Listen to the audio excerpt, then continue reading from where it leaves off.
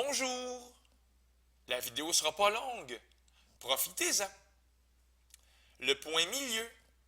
En géométrie analytique, trouver les coordonnées d'un point milieu entre deux points pourrait être important et fréquent. Sur ce, quelles sont les coordonnées du centre de ce cercle-là, en vert, si les extrémités d'un diamètre sont situées au point A et B?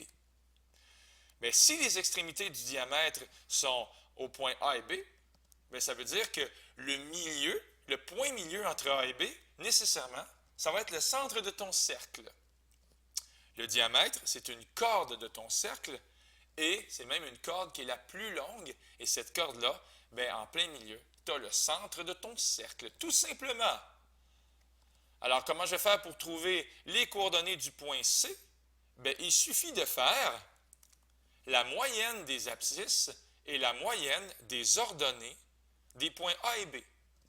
Quand on fait la moyenne, on trouve le milieu. Par exemple, si tu additionnes deux notes de bulletin, tu veux savoir qu'est-ce qui est au milieu, tu es en train de les additionner et de diviser par deux, bien, tu vas trouver la note qui est au milieu. Bien, ici, c'est le même principe. On va faire additionner, en fait, x1 plus x2 divisé par 2. Donc, on fait la moyenne des abscisses, comme c'est écrit ici, la moyenne des abscisses. Puis ensuite, avec y1 plus y2 divisé par 2, on fait la moyenne des ordonnées. Alors, ici, au lieu d'écrire xm, ym, j'ai écrit xc, yc, parce que le point s'appelle C. C'est l'abscisse du point C et l'ordonnée du point C. Bien là, je vais prendre le temps. Ici, c'était moins 4, 12. Et ici, c'était 6, 0. Donc, je vais faire x1 plus x2 divisé par 2. Je vais donc faire moins 4 plus 6 divisé par 2.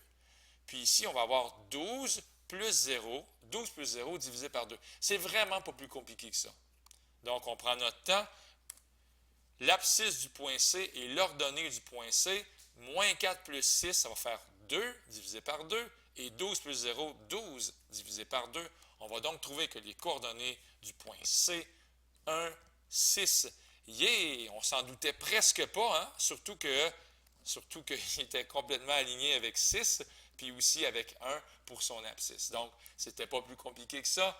Il va y avoir des vidéos plus longues. Ne prenez pas à la légère la géométrie analytique.